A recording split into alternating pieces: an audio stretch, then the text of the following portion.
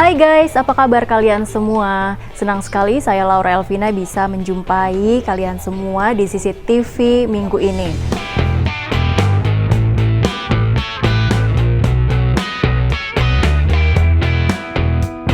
Kita masih dalam pandemi corona, jadi wabah COVID-19 ini masih belum juga berakhir ya. Tapi tetap semangat, percayalah bahwa ini semua bisa berakhir seperti wabah-wabah yang pernah ada zaman dahulu itu juga sebenarnya kan sudah berakhir kan sekarang. Jadi percayalah COVID-19 ini bisa berakhir seperti wabah-wabah sebelumnya. Nah, CCTV kali ini ngomong-ngomong soal wabah yang pernah berakhir, maka CCTV mengangkat soal deretan wabah mematikan yang pernah menyerang dunia. Kita akan ceritakan beberapa wabah yang pernah menyerang dunia dan juga cukup dahsyat pada saat itu menyerang umat manusia, dan ini sepanjang sejarah kehidupan umat manusia di dunia ya. Yang pertama itu ada flu burung atau H5N1.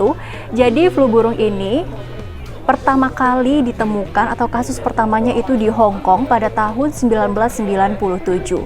Kemudian wabah ini muncul kembali di tahun 2004 dan 2005, dan di tahun 2004 hingga 2005 itu wabah ini meluas dari Asia ke Eropa dan juga Afrika.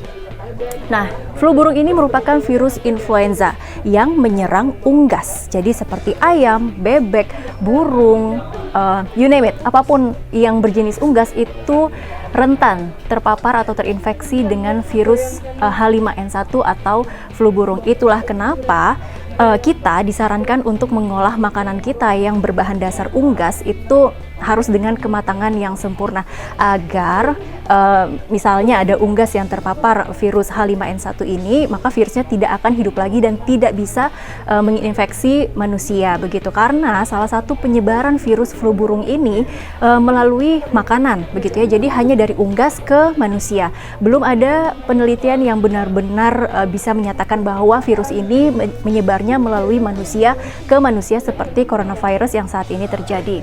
Kemudian, apa yang dirasakan oleh penderita pada saat mereka mengalami atau terinfeksi dengan flu burung?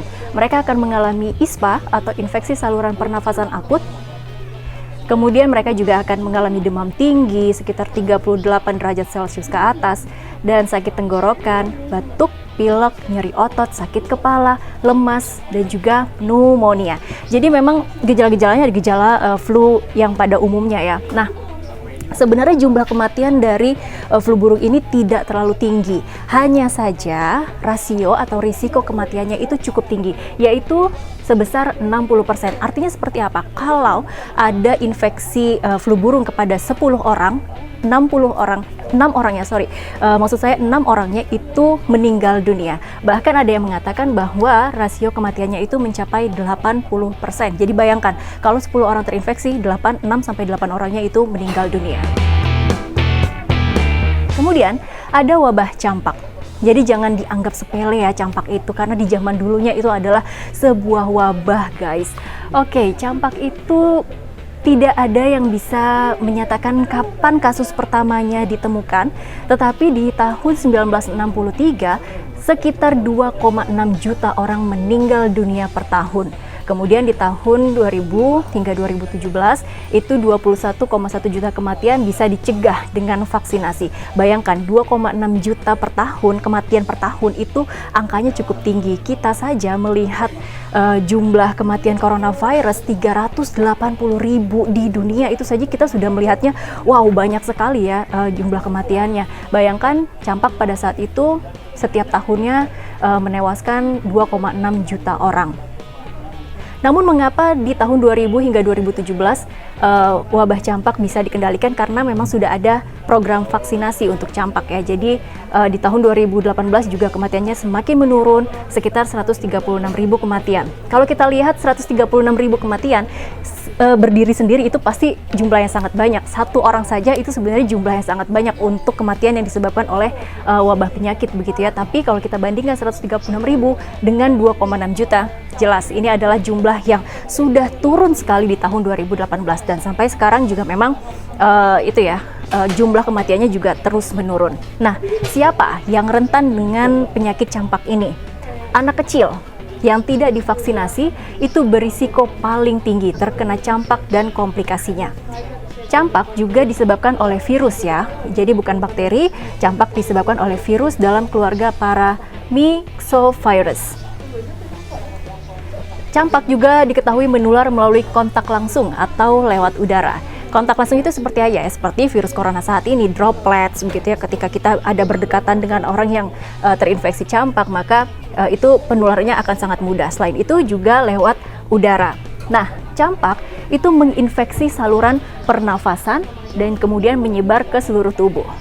Gejala apa yang dialami oleh penderita campak? Kalau misalnya kita lihat anak kecil yang menderita campak, kita pasti tahu ya, mereka akan mengalami batuk, pilek, demam, dan kemudian ada bercak putih di mulut, dan yang paling umum adalah ruam merah di kulit. Jadi jangan disepelekan untuk vaksinasi atau program imunisasi untuk anak, apalagi untuk campak ini, agar mereka memiliki kekebalan tubuh terhadap penyakit ini. Nah, ini dia yang saat itu juga wabah yang cukup dahsyat untuk menyerang dunia, yaitu flu Spanyol yang terjadi pada tahun 1918 hingga 1919. Itulah kenapa flu Spanyol juga disebut sebagai flu 1918. Jadi ini adalah influenza ya. Asal muasal pandemi flu Spanyol ini ada dua versi, jadi masih menjadi perdebatan. Ada yang bilang bahwa flu Spanyol awalnya itu ditemukan di Amerika Serikat kemudian menyebar ke seluruh dunia, tapi ada juga yang mengatakan bahwa flu Spanyol ini ditemukan pertama kali di Swedia atau Rusia, lalu menyebar ke Tiongkok, Jepang, dan Asia Tenggara. Jumlah kematiannya mencapai 50 juta kematian di seluruh dunia. Itu jumlah yang sangat banyak pada saat itu. Kemudian diketahui flu Spanyol ini menyebarnya atau menularnya melalui udara. Karena saking dahsyatnya flu Spanyol ini dan menyebabkan 50 juta kematian, flu Spanyol dijuluki sebagai the mother of all pandemics. Flu Spanyol, apa sih yang dialami oleh penderita atau orang yang terinfeksi dengan flu Spanyol? Mereka akan mengalami batuk, pilek, demam tinggi, ya seperti gejala-gejala yang dialami orang yang menderita atau terinfeksi flu gitu ya. Nyeri otot, sakit kepala. Pada stage lanjutan mereka akan mengalami mimisan, muntah-muntah, diare, bahkan herpes. Dan juga di stage tingkat lanjut lagi mereka juga akan mengalami pneumonia. Ini dia, ini tidak ada gambarnya karena tidak ada dokumentasi yang bisa dokumentasi pasti gitu mengenai keberadaan dari wabah ini. Tapi wabah ini pernah terjadi, the Black Death atau pes. Jadi kalau misalnya orang-orang sekarang kenalnya dengan penyakit pes, di zaman dulu ini adalah wabah the Black Death.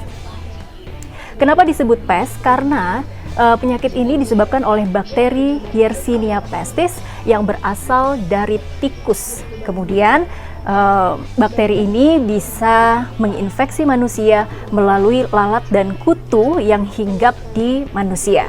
Munculnya wabah ini pertama kali di abad ke-14, jadi sekitar tahun 1346 sampai 1353. Wah, ini sudah lama sekali ya, tapi ini cukup dahsyat pada saat itu.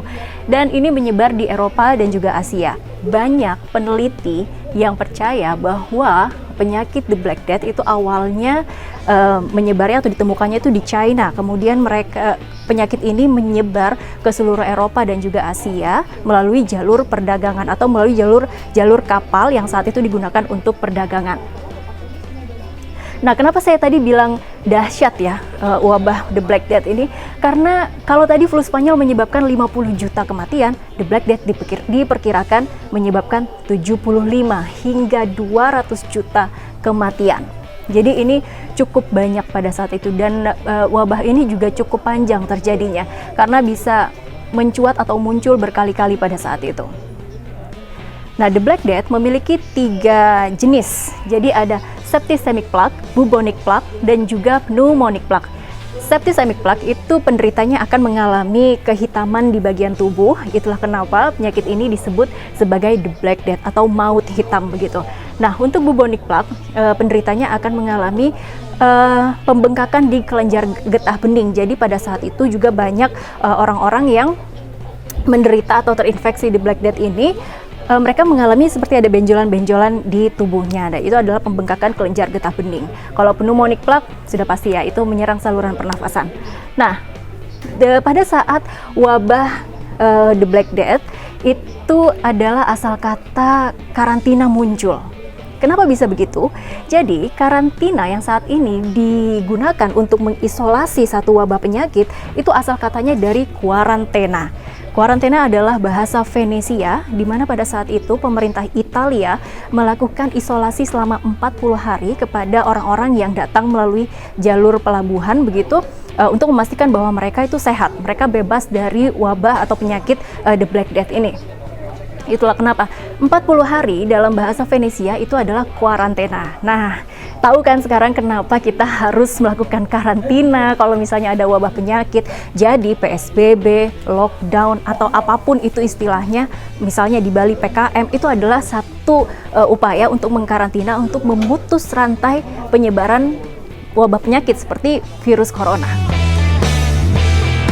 Oh ya, oke deh, itu tadi deretan penyakit atau wabah yang pernah menyerang umat manusia di dunia. Sebenarnya masih banyak ya, ada MERS, ada SARS, ada swine flu, ada flu babi gitu ya. Swine flu itu flu babi. Tapi ini adalah yang saya highlight beberapa wabah yang memiliki tingkat kematian dan juga jumlah kematian yang cukup banyak.